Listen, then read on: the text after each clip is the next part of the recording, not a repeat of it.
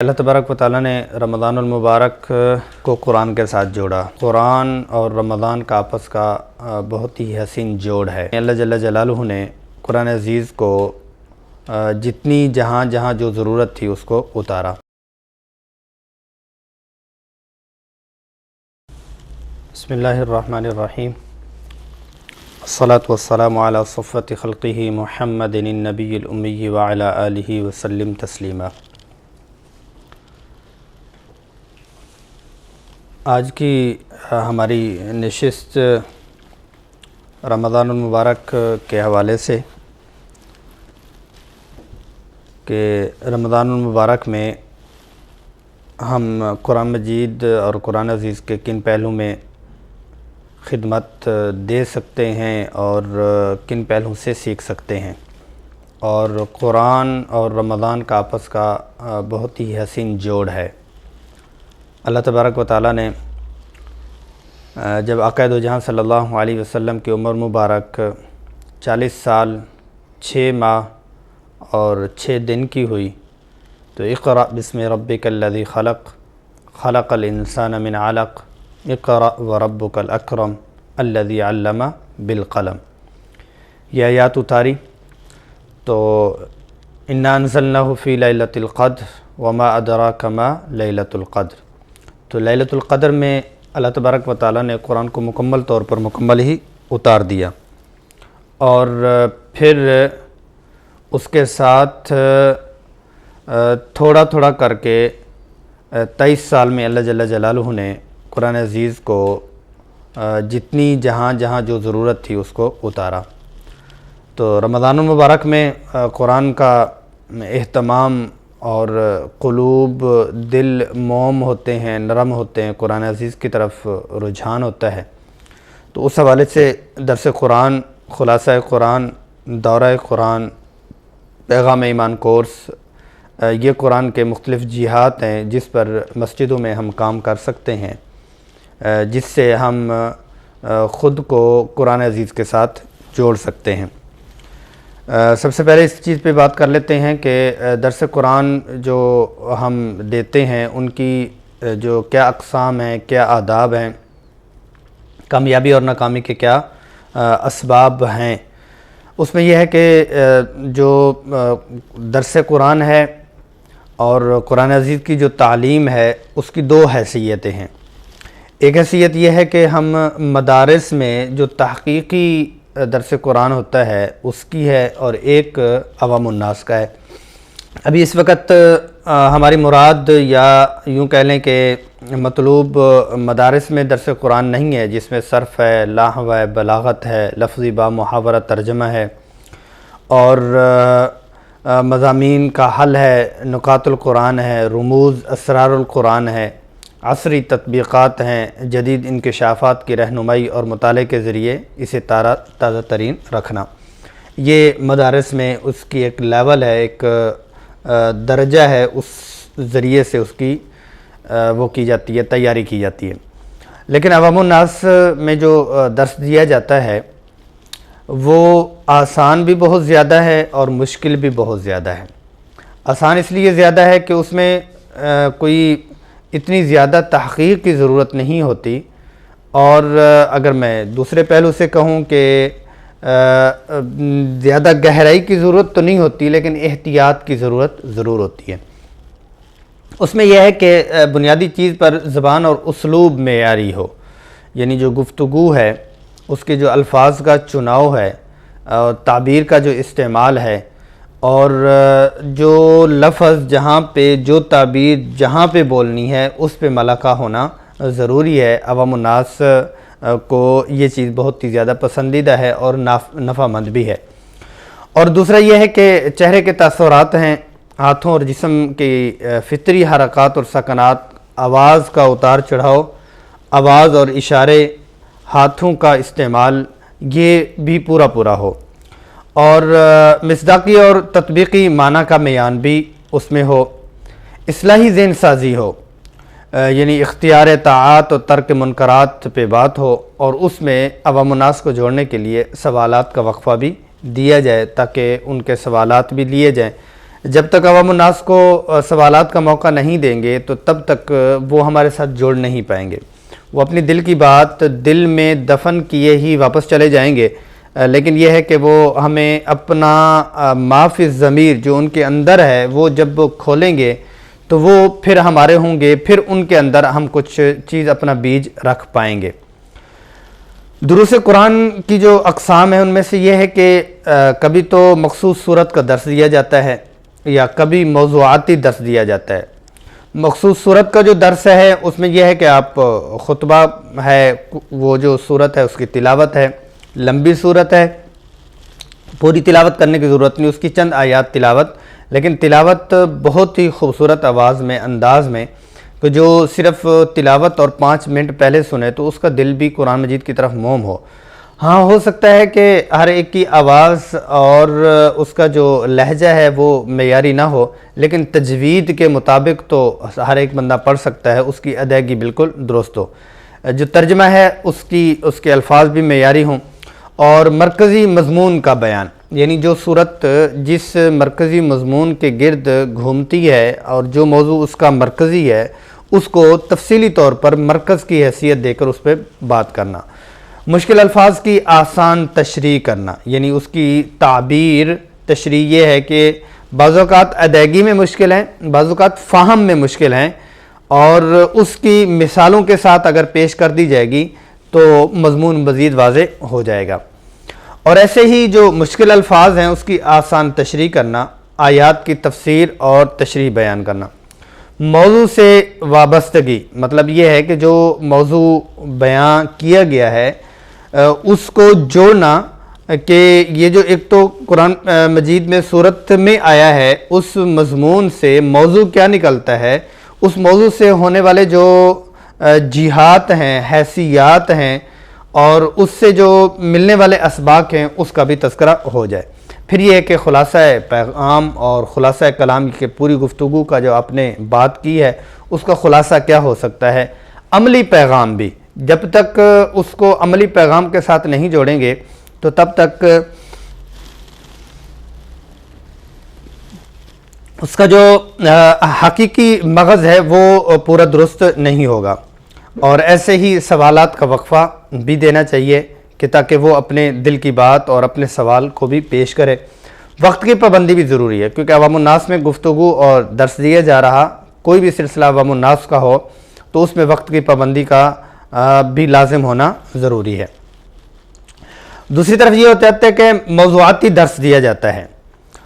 موضوعاتی درس میں جب آپ نے موضوع دیا ہے کہ قرآن کی روشنی میں اس موضوع کو بیان کیا جائے گا تو اس موضوع کو مضبوط ہونا چاہیے، زندہ ہونا چاہیے، اس کا تعلق عمل کے ساتھ ہو، اس کا تعلق جو اس وقت کی ضرورت ہے اس کے ساتھ ہو، تاکہ وہ موضوع اتنا پرکشش، الفاظ کا عنوان اتنا بہترین ہو کہ وہ لوگوں کے لیے سننے کا اور عمل کرنے کا اور اس مجلس میں آنے کا سبب بن جائے. تعمیری ہو، اصلاحی ہو، تخریبی اور اس طرح کے جو بے معنی موضوع ہوتے ہیں اس کی بالکل تعبیر نہیں دینی چاہیے. ذہن سازی کا ہو، رجوع الی الدین کی دعوت ہو تو اس کو مقصود بنا کے کیا جائے گا تو پھر آگے چیز بڑھ جائے گی. یہ بنیادی کچھ چیزیں جو مختصراً طور پر میں نے آپ کے سامنے پیش کر دی. درس قرآن کی مقبولیت اور نافعیت، کامیابی کے اصول اور ناکامی کے اسباب اب آ رہی ہیں. ظاہر ہے کہ قرآن اللہ کا کلام ہے تو اس کی جو کامیابی ہے اور اس کا جو تعلق ہے ظاہری انٹیریئر سے یا ظاہری شکل و صورت سے، یا یوں کہہ لیں کہ ظاہر سے اس کا نہیں ہے، بلکہ اس کا تعلق ہے اس کے ساتھ کہ اندر کا جو اس کا اللہ کی طرف والا جو معاملہ ہے وہ درست ہے یا نہیں ہے. مطلب یہ ہے کہ یہ خلوص اور درد دل جب تک ہوگا، پہلا اصول ہے یہ، اور دعا ہے، اہل دل کی صحبت ہے، ان کے حالات کا مطالعہ ہے، تو اس سے درد دل اور خلوص اللہ کے لیے ہونا پیدا ہوتا ہے.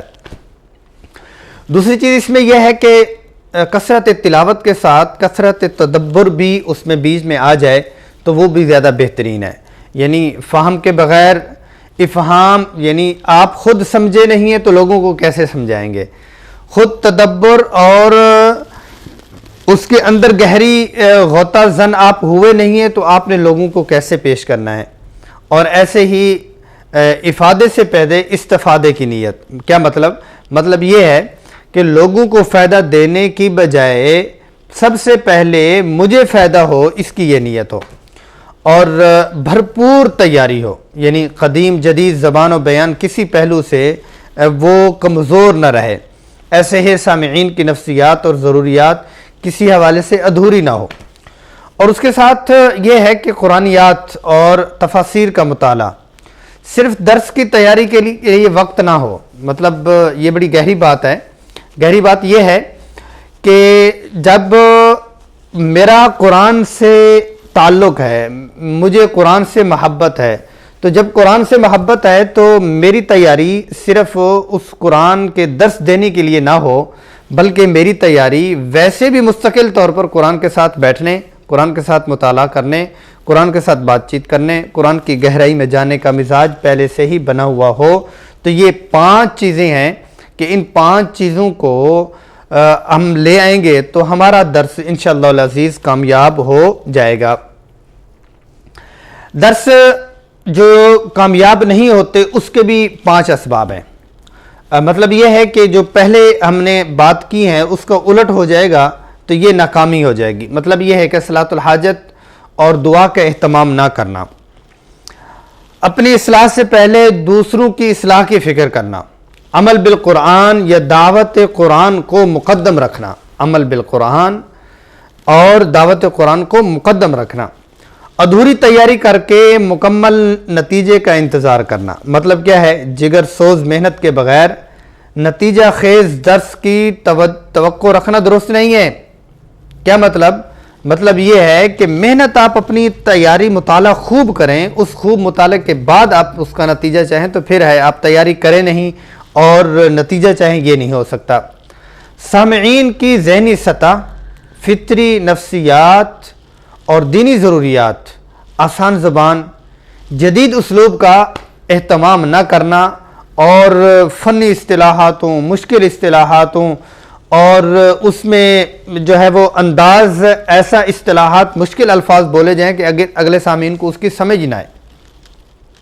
5ویں چیز اس میں یہ ہے کہ قرآن مضامین کو ان اقوام تک محدود کر دینا جو گزر چکی ہیں۔ کیا مطلب اس کا؟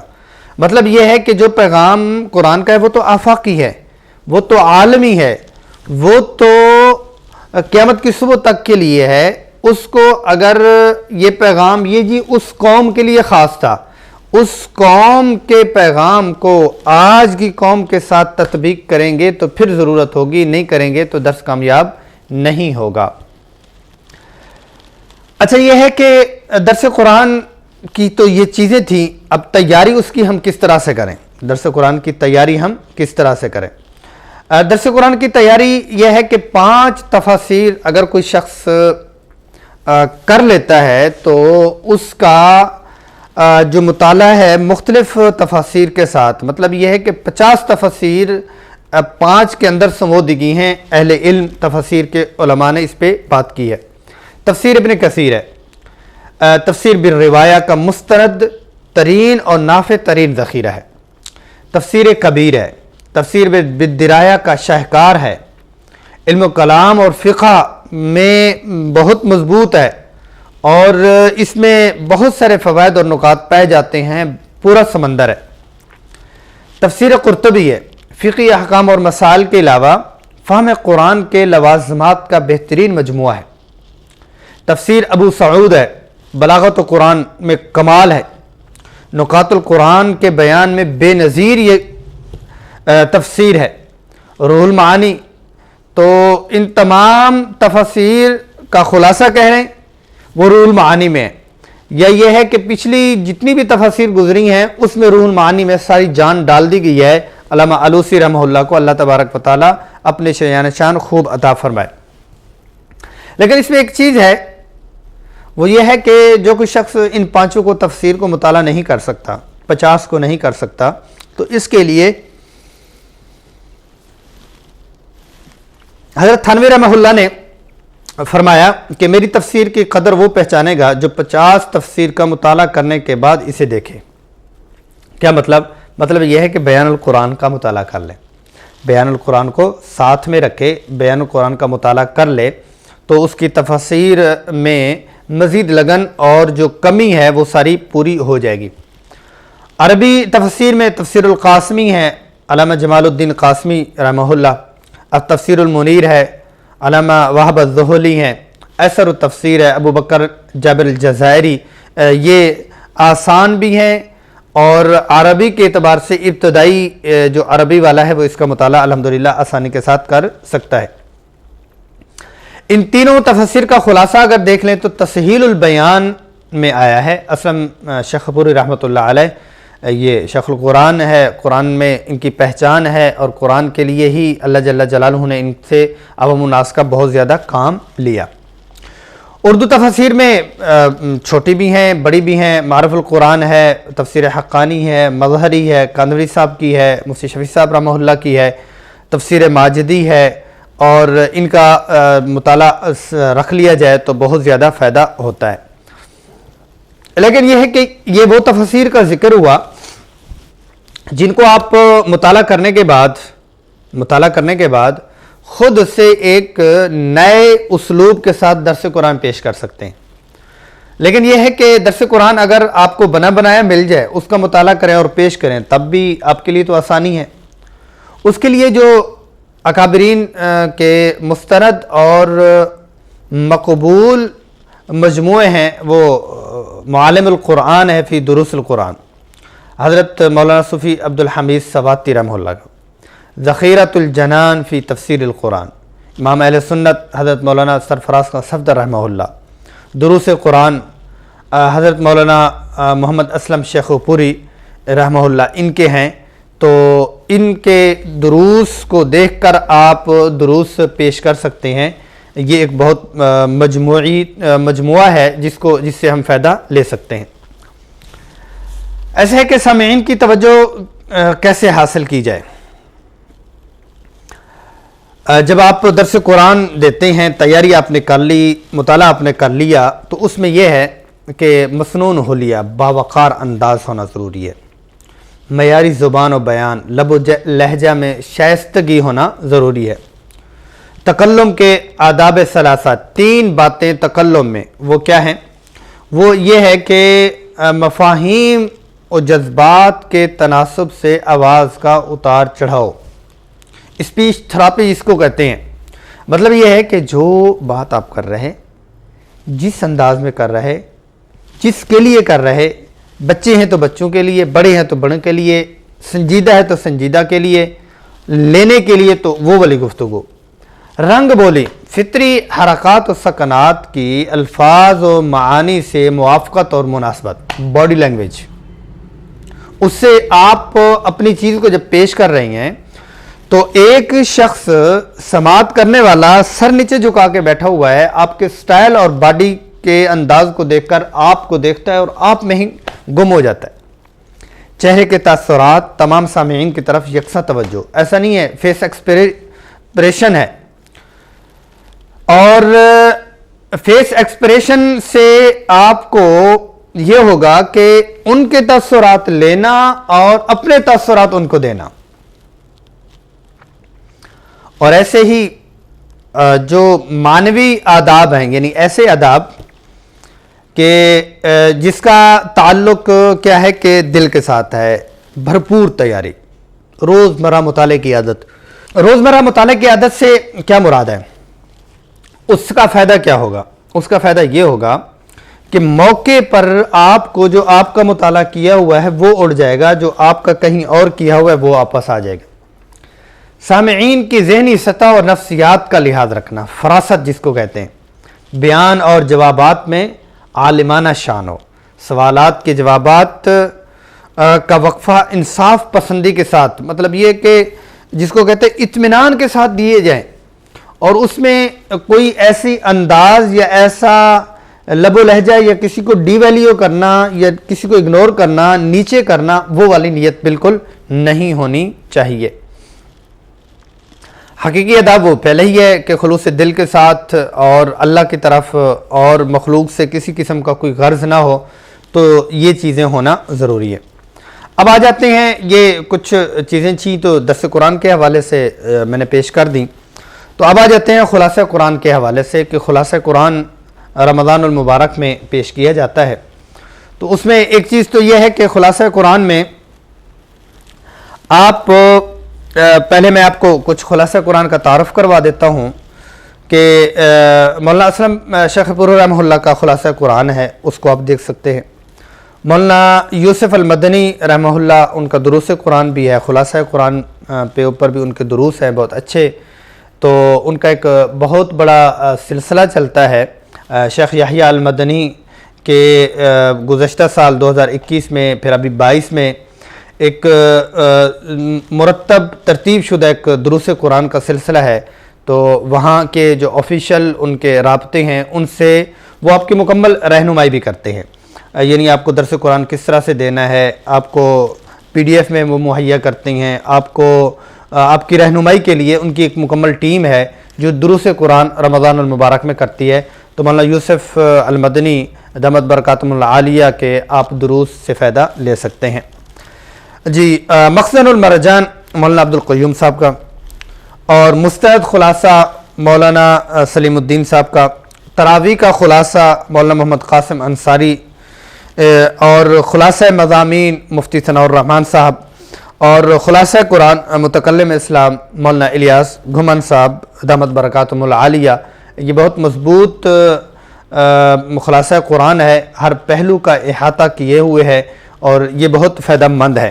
اور خلاصہ قرآن جو ہمارا یہاں ادارے کا مصطفیٰ عزیز، مفتی مصطفیٰ عزیز کے نام سے ہے، تو وہ آپ یہاں سے سیرہ کے پلیٹ فارم سے آپ لے سکتے ہیں۔ خلاصہ قرآن میں ایک دو چیزیں میں عرض کر دوں، اس میں یہ ہے کہ خلاصہ قرآن بعض اوقات ایسے ہوتا ہے کہ آپ جو پارے کے اعتبار سے دے رہی ہیں تو آپ 5 سے 7 منٹ تراویح شروع ہونے سے پہلے دے دیتے ہیں، ایک طریقہ ہی ہے۔ اس میں یہ ہے کہ اگر آپ ایک ایک رکوع اور ایک ایک مضمون کی گنتی کریں گے تو ایک ایک رکوع اور ایک ایک مضمون میں آپ جائیں گے تو آپ کا خلاصہ وہ ایک ٹیکنیکل سبق سا ہو جائے گا جس میں نماز سے پہلے ہی کہیں بدمزگی کی طرف معاملہ نہ چلا جائے۔ لیکن یہ ہے کہ خلاصہ قرآن اگر اس طرح سے آپ کر لیتے ہیں، بالفرض اب پہلے پارے کا دے رہی ہیں تو پہلے پارے کے 2 3 4 چیزیں کرنے کے بعد ایک بات آپ لیں اور اس کو 3 سے 4 منٹ میں مکمل کر دیں۔ تیسرا پارہ آپ نے دے دیا، تیسرے پارے کے مضامین دینے کے بعد آپ کوئی ایک مضمون ابراہیم علیہ السلام کا، عزیر علیہ السلام کا، یا لا اکراہ فی الدین کا کوئی مضمون آپ لے لیتے ہیں، سورۃ بقرہ کا آخری رکوع آپ لے لیتے ہیں، یعنی پورے اس کا 5 سے 7 منٹ میں آپ یا 3 سے 5 منٹ میں آپ خلاصہ بیان کرنا چاہتے ہیں۔ اس میں کیا ہے کہ آپ عنوان دیتے دیتے 3 سے 4 منٹ میں ایک موضوع پہ مستقل طور پر گفتگو کر لیں تاکہ ان کو فائدہ بھی ہو جائے، یہ خلاصہ قرآن کا۔ دوسرا ایک طریقہ یہ ہے کہ تراویح کے بعد آپ یا فجر کے بعد آپ دیتے ہیں تو 20 سے 25 منٹ ہوتے ہیں، اس میں پھر آپ طریقہ کار وہی رکھیں، لیکن یہ ہے کہ 3-4 پہلو کو آپ لے لیتے ہیں، تو 3-4 پہلو میں آپ کو کیا ہوتا ہے کہ 3-4 پہلو سے آپ اپنے 20 منٹ میں اپنے سامعین کو مکمل کچھ نہ کچھ دے دیتے ہیں۔ یہ ہو بات خلاصہ قرآن کے حوالے سے۔ اور ایسے ہی رمضان المبارک میں پیغام ایمان کورس یا ایھا الذین آمنو کورس، جو مختلف خلاصہ قرآن ہے، دورہ قرآن ہے، درس قرآن ہے، بہت مبارک ہیں، لیکن رمضان المبارک میں اگر آپ جوڑ لیتے ہیں کس چیز کو، اس چیز کو جوڑ لیتے ہیں کہ یا ایھا الذین آمنو جو قرآن عزیز میں آیا ہے اس کو میں نے پڑھانا ہے۔ تفاسیر میں آپ دیکھ سکتے ہیں پیغام ایمان کورس کے نام سے سیرہ کا مرتب کورس ہے، اس کورس کو بھی آپ زمزم پبلیشر سے منگوا سکتے ہیں، آن لائن اپنے گھروں تک اس کا مطالعہ کر سکتے ہیں۔ تو 3 آیات کا آپ 15 سے 20 منٹ میں خلاصہ بیان کریں تو آپ کا یہ پیغام ایمان کورس یا ایھا الذین آمنو کم از کم آپ کا رمضان المبارک میں تکمیل تک پہنچ سکتا ہے۔ آپ وہ آیت کی تلاوت کریں، ترجمہ کریں، شان نزول بیان کریں، پھر دوسری تیسری اپنے 10 سے 15 منٹ میں اس کو آپ منظم طریقے سے پیغام ایمان کورس رمضان المبارک میں چلا سکتے ہیں۔ آخر میں اگر میں یہ بات کر لی ہوئی ہے پھر دورہ قرآن کا ہے بات. دورہ قرآن مطلب اتنا زیادہ مشکل نہیں ہے. اتنے زیادہ مشکل ہوتا آپ دیکھتے ہیں کراچی میں، دیکھتے ہیں فیصل آباد میں، اسلام آباد میں، بڑے بڑے شہروں میں انجینئر صاحب ہیں، ڈاکٹر صاحب ہیں، پروفیسر صاحب ہیں، اور وہ کوئی فوجی صاحب ہیں، وہ سارے ماشاءاللہ دورہ قرآن ساری رات ان کے حال جو ہے وہ بھرے ہوئے ہیں. اور ماشاءاللہ خواتین بھی ہیں اور حضرات بھی ہیں، اور وہ دورہ قرآن دے رہے ہیں، ترجمہ قرآن کو دیتے ہیں، ترجمہ کرتے ہیں. کہیں بات کی ضرورت ہوتی ہے دیکھ لیتے ہیں، ترجمہ بھی وہ کھول کے کرتے ہیں، LED پہ یا وہ پروجیکٹر پہ دکھاتے ہیں. تو میرا صرف یہ گزارش ہے کہ اگر قرآن اتنا مشکل ہوتا تو یہ ڈاکٹر، یہ انجینئر، یہ پروفیسر، یہ فوجی صاحب، یہ فلاں صاحب، یہ معلم صاحب، یہ ٹیچر صاحب اس کے قریب نہ جاتے. انہوں نے دیکھا، آسان پایا، انہوں نے آگے بھی پڑھانا شروع کر دیا. تو علماء، مفتیان اور جن کا قرآن اور عربیت سے گہرائی کا تعلق ہے تو وہ بھی دورہ قرآن کو دے سکتے ہیں، اور اپنے اساتذہ اور ان کی سرپرستی میں آپ پورا پارا ترجمے کے ساتھ 2 سے 2.5 گھنٹے میں آپ فجر کے وقت میں بھی دے سکتے ہیں. عموماً طور پر اگر مردوں کا نہیں ہوتا تو کسی ایسے اوقات میں خواتین کے لیے کر لیتے ہوتے ہیں. دن کے وقت میں کیا ہے کہ 9 سے اب 12 بجے تک خواتین کا کر لیں تو وہ اپنا قرآن مجید کے ساتھ جڑ جائیں، اور حضرات کا کرنا ہے تو رات کا بھی ہو سکتا ہے. دورہ قرآن ہمارے ہاں Seerah Institute and Research Centre 645D Faisalabad میں الحمدللہ دورہ قرآن کا اہتمام کیا جاتا ہے. تراویح کے 20 منٹ بعد ایک پارے کا ہم ترجمہ شروع کرتے ہیں، تو 2.5 سے 3 گھنٹے میں الحمدللہ ہمارا وہ ترجمہ مکمل ہو جاتا ہے. لوگ الحمدللہ بیٹھتے ہیں اور سماعت کرتے ہیں، اور قرآن کی وادیوں میں جو ہے وہ جانا ہوتا ہے. یہ ہو گئی بات. اس میں یہ ہے کہ رمضان المبارک میں قرآن کے ساتھ جڑنا، قرآن کی مختلف حیثیات کے ساتھ جڑنا بہت مبارک سعادت مندی والی بات ہے. اس کو اگر سیرت طیبہ کا ساتھ بھی جوڑ لیں تو تب بھی یہ بابرکت رہے گا. اصل تو قرآن کے ساتھ جڑنا ہے، اور اس کے ساتھ قرآن ہی تو کہتا ہے کہ رسول اللہ صلی اللہ علیہ وسلم کے ساتھ جڑیں. تو اس میں ایک سبق روزانہ کا آپ مطالعہ کر سکتے ہیں. ایک سبق روزانہ کا آپ سیرت کورس میں سے اپنے سامعین کو کسی ایک نماز میں آپ نے خلاصہ کر دیا، ایک نماز میں آپ نے درس قرآن کر دیا، ایک نماز میں آپ سیرت طیبہ کر لیتے ہیں. تو مطلب یہ ہے کہ رمضان المبارک کی مختلف نمازوں میں آپ یہ سارے سلسلے چلا سکتے ہیں. ایک میں درس قرآن ہے، ایک میں خلاصہ قرآن ہے، ایک میں سیرت طیبہ ہے، ایک میں پیغام ایمان کورس ہے. تو مختلف حیثیات سے آپ کر سکتے ہیں. اگر آپ کا تعلق تفسیر اور گہرائی کے ساتھ نہیں ہے تو آپ رمضان اور قرآن کو جو قرآن کی درست ادائیگی ہے اس کے ساتھ لوگوں کے ساتھ جوڑ سکتے ہیں. تو انشاءاللہ العزیز اس کا بہت فائدہ ہوگا، اور اس سے خود میں قرآن سے جڑوں گا، اور خود قرآن سے جڑنے کا جو فائدہ ہوگا کہ قرآن دوست ہے میرا کہاں کا؟ دنیا کا. قرآن دوست ساتھی ہے قبر کا. قرآن دوست ساتھی ہے حشر کا. قرآن دوست اور ساتھی ہے میرا پلسرات کا اور جنت میں لے جانے کا.